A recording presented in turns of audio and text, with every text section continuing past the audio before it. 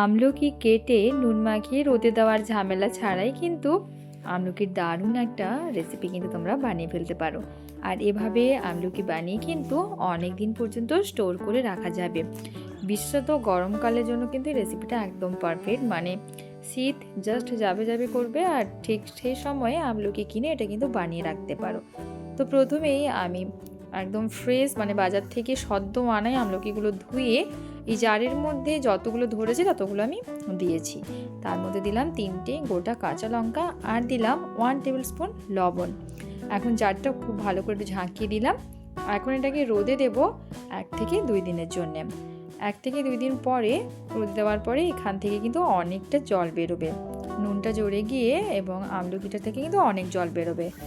আমার ওপরের বারান্দাতে খুব একটা রোদ পড়ে না, তাই আমি এটা 3 দিন মতো রোদে দিয়েছি। দেখো আমলকিগুলো কিন্তু একদম ঝরে গেছে। এখন এটার মধ্যে আমি দিচ্ছি ভিনিগার। ভিনিগারটা ঠিক ততটাই দিতে হবে যতটা আমলকিটা খুব ভালো করে ডুবে থাকে। এটাকে কিন্তু আবারও রোদে দিতে হবে। তো এইভাবে কিন্তু তোমরা আমলকির একটা বেশ চটপটি রেসিপি বানিয়ে ফেলতে পারো কোনো রকম কেটে নুন মাখিয়ে রোদে দেওয়ার ঝামেলা ছাড়াই। আর এটা আমি বানিয়েছিলাম 1 সপ্তাহ আগে।